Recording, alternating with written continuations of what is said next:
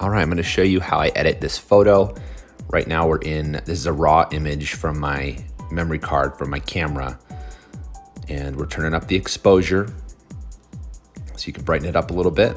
We're gonna go to the shadows, and I'm actually gonna turn those down a little bit so the shadows aren't as dark. So I'm lightening up the shadows. You can see that little blue bar at the top. I'm adjusting that. Now I'm adjusting the contrast a little bit. I actually want just a little bit more contrast. Just helps with just creating a little bit more drama. Going to structure. Structure helps just give a little more detail to the image. And then we're not going to do anything with saturation. Next, we're going to go down to the tools. See at the bottom, tools, and it pulls this menu up. And we're just sharpening, turning up the sharpening just a little bit. Just really wanted to, especially with that hairstyle, sharpen up the image a little bit. Now we're on portrait, which I'm adjusting the face a little bit, the face light, so it turns up the light on the face just a tad. And it helps you with skin smoothing too. You can add a little bit of skin smoothing.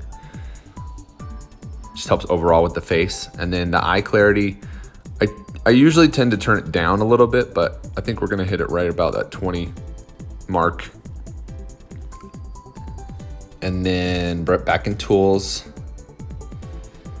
And we're with the brush now. And we're gonna just turn the exposure up a little bit on her eye. So I'm just gonna kind of tap the eye. See, just brighten it up just a tiny bit. Gotta be careful with that tool. Great. Cool, now we're gonna jump into curves, I believe, next. Or no, sorry, healing tool next. And we're going to just smooth off things on her face that we just wanna make sure that just doesn't add distraction. Whenever we're doing a portrait like this, especially when someone's face, you just want to take away distraction. I don't like to make it look unnatural.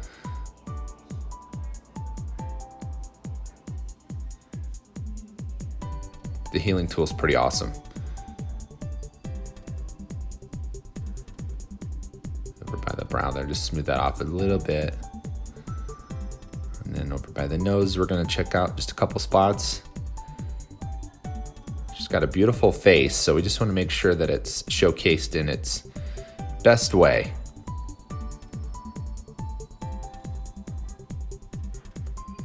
Just gonna smooth off a little bit of that roughness up there.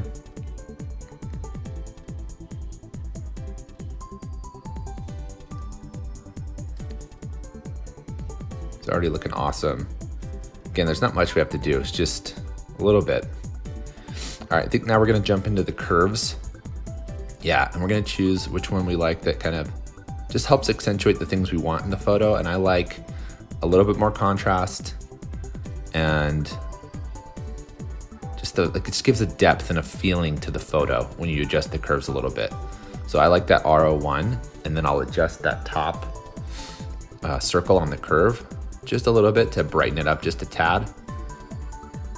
Next thing we're gonna jump into is gonna be the healing tool again. I just want to adjust a couple things by the back of the head there, those hairs.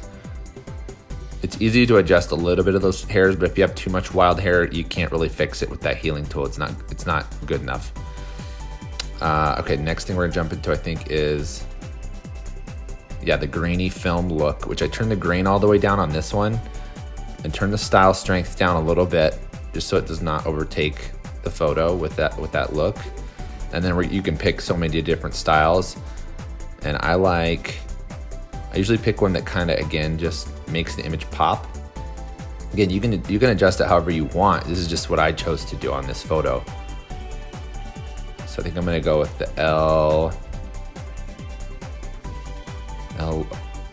L01. And then we're gonna jump into export.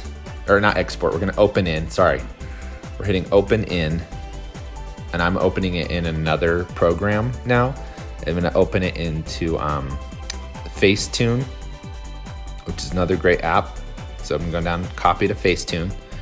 It'll open that same exact image in Facetune. We're gonna hit the smooth tool and then blow it up a little bit, and then just gonna, again, go into the face and smooth off. Again, it looks natural still, but it's just taking distraction away. It's like just enough to like, her face still looks like her face, which is gorgeous. And it's just taking off distraction is all we're doing.